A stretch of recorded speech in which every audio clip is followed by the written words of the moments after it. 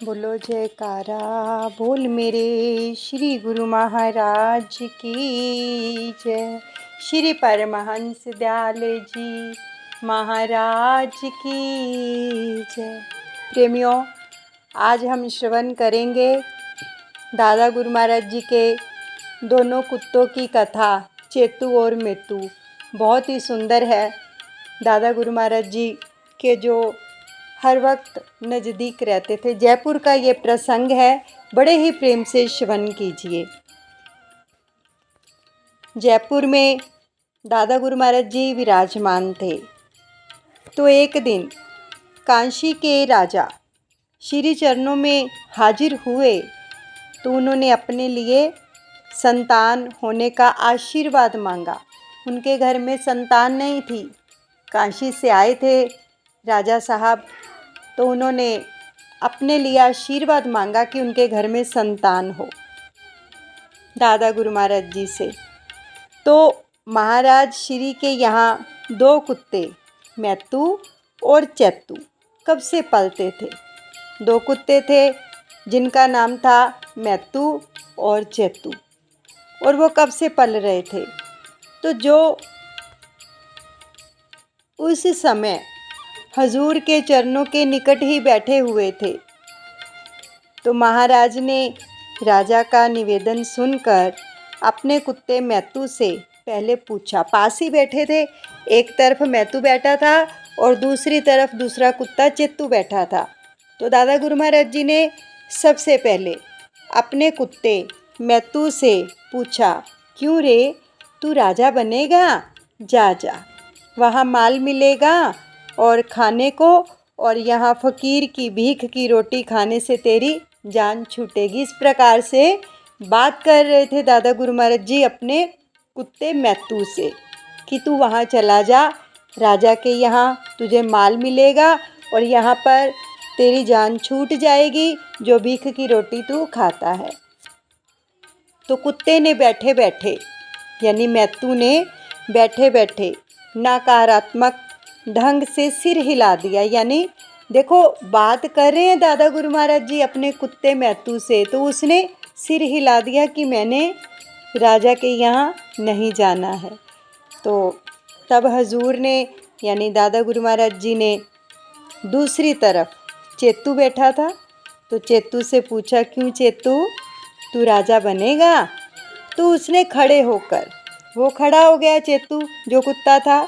जब दादा गुरु महाराज जी ने उससे सवाल किया तो खड़े होकर उसने पूंछ हिला दी। तो हजूर बोले, वाह भाई वाह, राजा बनने का मन बन गया, ठीक है ठीक है। इस प्रकार उससे बात कर रहे थे। उसने हाँ कर दी।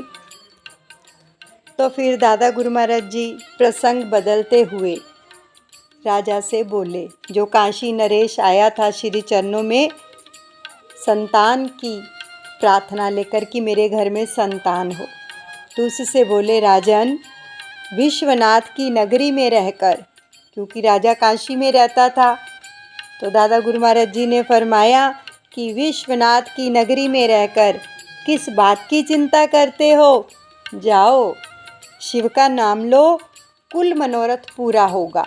यानी जो अपने मन में वो संतान के लिए आशा लेकर आया था, दादा गुरु महाराज जी ने उसको वरदान दे दिया कि तुम्हारा सकल मनोरथ, यानी जो भी तुम्हारे मन में है वो सब पूरा होगा।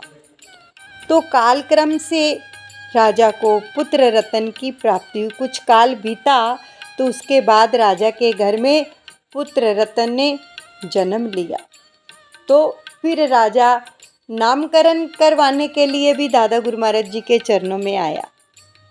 तो दादा गुरु महाराज जी ने उसका नामकरण किया और उसका नाम रखा चेत सिंह, राजा चेत सिंह, जो राजकुल में बड़े होकर धर्मात्मा और नेक नियत राजा हुए। जब वो अपने सिंहासन पर आरूढ़ हुए तो एक नेक नियत राजा के नाम से ही वो विख्यात हुए, क्योंकि दादा गुरु महाराज जी का आशीर्वाद प्राप्त था उसको और उन्हीं के आशीर्वाद से हुआ था।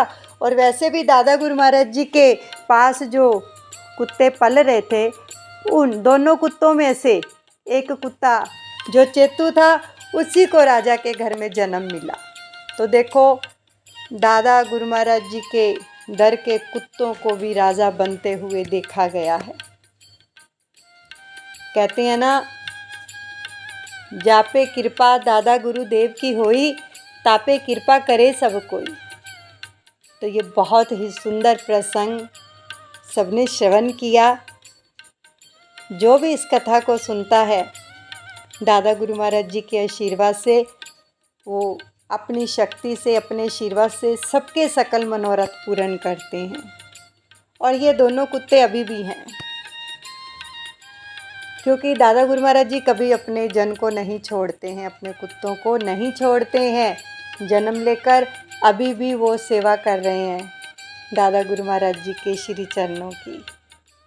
बोलो जयकारा बोल मेरे श्री गुरु महाराज की जय।